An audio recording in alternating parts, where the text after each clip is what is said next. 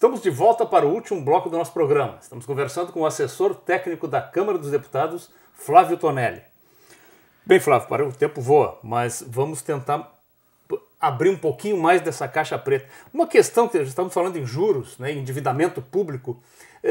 Recentemente, quando nós tivemos, depois da posse do Obama e da crise que ele enfrentou, nós vimos que ele teve uma batalha no Congresso para aprovar um aumento da possibilidade de endividamento público. No Brasil existe isso? Nós temos limites para o endividamento público? Olha, a Constituição estabelece que haverá leis que fixem esse limite. Os estados e os municípios têm limites muito rígidos de endividamento, mas o governo federal não tem, né? Por incrível que pareça, não há esse limite para o governo federal. Esse estresse que o governo americano passou, nenhum presidente brasileiro teria que passar, simplesmente porque a lei que deveria criar isso não é feita. Agora, por que não é feito? É importante que a gente compreenda a natureza da dívida para entender por que não é feito. Os estados e municípios, eles se endividam para prestar serviço ao povo, né? Então é para construir uma estrada, para prestar saúde, para construir um hospital, né? Construir escolas. Esse é o endividamento típico de estados e municípios. Como a gente estava discutindo a questão da dívida, o endividamento do governo federal não é para isso. O governo federal não se endivida para construir hidroelétricas, nem para construir, por mais caras que seja. Essa é a menor parte da despesa. Para isso há dinheiro, né? Não há essa demanda.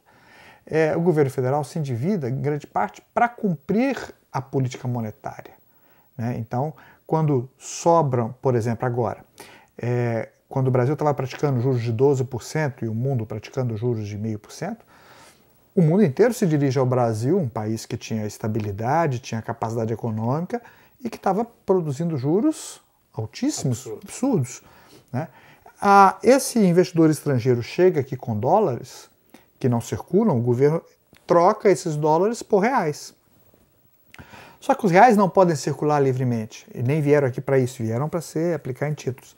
Então, mesmo não precisando de dinheiro algum, o governo federal emite dívida para absorver esse dinheiro, né? Então, é uma dívida que não é feita para devolver nada à sociedade, né? Ela é feita para devolver aos rentistas, né? Mas por que mesmo que faz isso, né? Porque não há mecanismos suficientes. É a pergunta. Porque é um desequilíbrio da política monetária, é um desequilíbrio que agora estamos tentando enfrentar, né? Se ao longo desse próximo mandato presidencial nós levarmos os juros da dívida a um patamar civilizatório, né, compatível com o resto do mundo, esse desequilíbrio vai embora, né?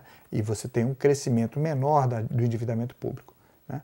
Porque esse crescimento... sobra mais dinheiro para investir no que precisa ser investido em retorno para a sociedade. Sempre, né? Porque a conta dos juros é muito alta, né? É muito alta. As pessoas não fazem essa conta, mas a conta dos juros é muito alta. Simplesmente tem aquele velho discurso de que a dívida eu não pago, né? Eu só rolo, né? Eu apenas faço a rolagem dela, mas esse discurso não é economicamente verdadeiro. Economicamente verdadeiro, eu estou transferindo muita riqueza para quem tem os títulos. Normalmente é o executivo que elabora a peça orçamentária, porque ele tem, né, na sua mão constitucional. E tem na sua mão também os dados, né, da economia, Ministério da Fazenda, arrecadação e tal. Tem talvez uma capacidade maior de fazer previsões de despesa e de receita. Mas depois você vai para o Congresso Nacional, né, passa pelo Congresso. E no Congresso a gente vê muitas vezes grandes negócios, pelo menos são noticiados pela mídia, grandes negócios sendo feitos para aprovar tal coisa, tem que dar mais para cá ou para lá e tal. Como é que se faz isso? O Congresso consegue aumentar a despesa ou ele tem que se manter dentro daquela previsão de despesa que o Executivo previu e mexer só nas despesas, nessa parte de despesas para o povo, né, que se falou, tirando os juros?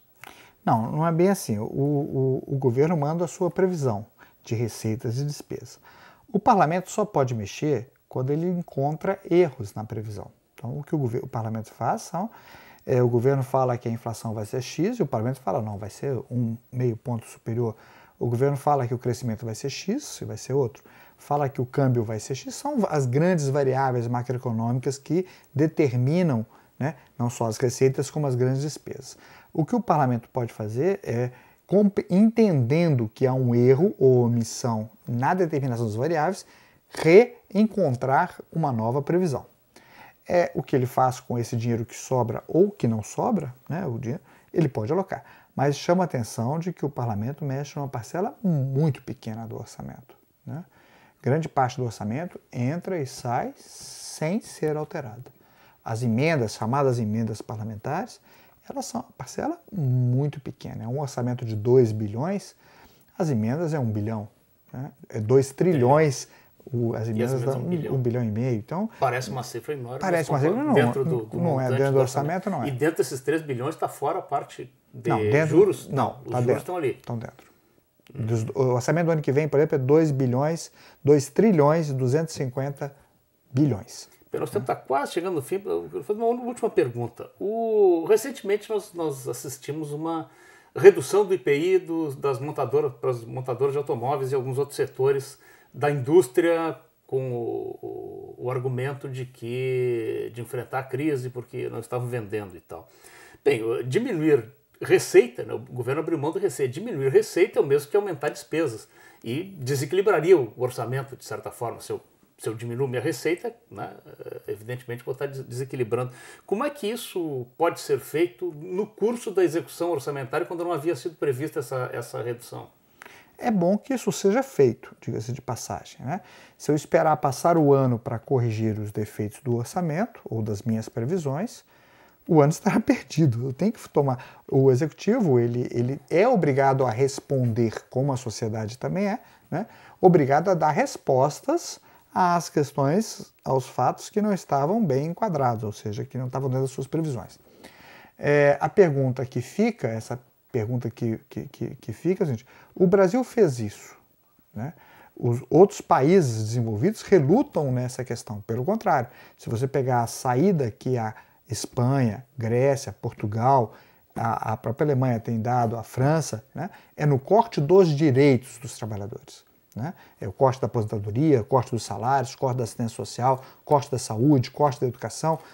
Quando eu faço a opção por romper com os problemas da crise, quando eu faço a opção por reverter a crise, eu estou impedindo que o desemprego aumente, eu estou impedindo que a situação piore ainda mais. Então, mas no nosso caso aqui, coincidiu justamente essa redução da carga de impostos para a indústria, o que evidentemente que garantiu lucros, né, bons lucros para a indústria, coincidiu com uma greve de servidores federais por reajustes, por uma reposição de perdas passadas. Isso. Os servidores acabaram ficando com uma reposição de perda futura, que foi esses tais 15% que serão dados no futuro para cobrir perdas futuras, e ficaram sem a reposição de suas perdas passadas.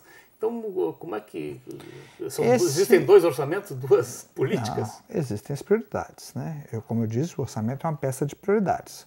Quem elegeu esse caminho definiu uma prioridade, né? Tudo deveria ser discutido politicamente, né? Todas as prioridades têm que ser discutidas politicamente. Não existe aquela resposta técnica capaz de satisfazer todos os interesses. O que eu chamo a atenção é de que, embora as despesas de pessoal tenham sido utilizadas, principalmente depois de 2008, mas historicamente elas vêm caindo já há muito tempo, como uma importante variável de ajuste, né? Isso é inafastável, os dados mostram isso. O debate é um debate de qual é a prioridade no momento, né? Eu acharia difícil convencer a sociedade que a prioridade era o contrário, né? Produzir mais 1 bilhão de desempregos. Então, essa é uma questão de prioridades. Nós podemos aquilatar as prioridades, podemos discutir que as razões não estão verdadeiramente explicitadas, nós podemos discutir que o remédio está mais amargo do que o que precisaria ser, né? Que eu não precisaria fazer um ajuste tão grande nos servidores, né? Podemos discutir que a saúde seria melhor se eu pagasse melhor, se a educação seria melhor, se a justiça seria melhor, se eu tivesse mais funcionários. Esse é o debate do orçamento, entendeu? É o debate dessas prioridades. O debate do orçamento não é um debate de... O parlamento recebe 7 volumes desse para o orçamento do ano que vem, né? 7 volumes, esse volume tem 500 páginas.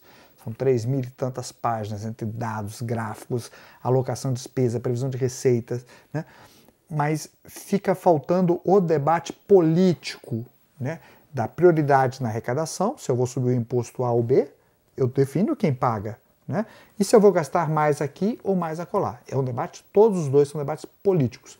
Eu lamento que o parlamento não consiga traduzir uma capacidade maior da sociedade participar desse rico processo, né? Como é rico aquele caso que a gente estava citando aqui da desoneração da folha. Como essas duas medidas que nós falamos, a redução da IPI e o reajuste de servidores, nem passa pelo Congresso, porque foi já a execução do orçamento aprovado para o ano e nem passou, porque foram medidas tomadas diretamente pelo Executivo. O IPI sim, porque o IPI é um imposto regulatório, o governo pode mexer no IPI por decreto, né? Mas com certeza isso passou, porque eu tive, para a redução do IPI, foram votadas 2 leis, que é o plano de modernização da indústria, né? Então não é que não passa. E a lei, o aumento de servidores é necessariamente uma lei que tramita em paralelo ao orçamento para garantir o reajuste para o ano que vem.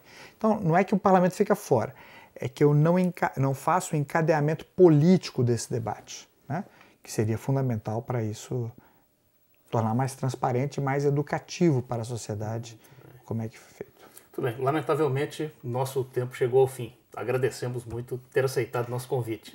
Eu que agradeço, cara. Chegamos ao fim do nosso programa. Hoje tentamos abrir um pouco da caixa preta do orçamento público. Nosso convidado foi o assessor técnico da Câmara dos Deputados, Flávio Tonelli. Visite nosso canal no YouTube. Após a barra é só digitar Justiça do Trabalho SC sem cedilha. Você também pode nos seguir no Twitter no endereço TRT_SC. Se preferir, envie uma sugestão de entrevista para ascom@trt12.jus.br. Voltamos semana que vem com mais um tema do seu interesse. Até lá!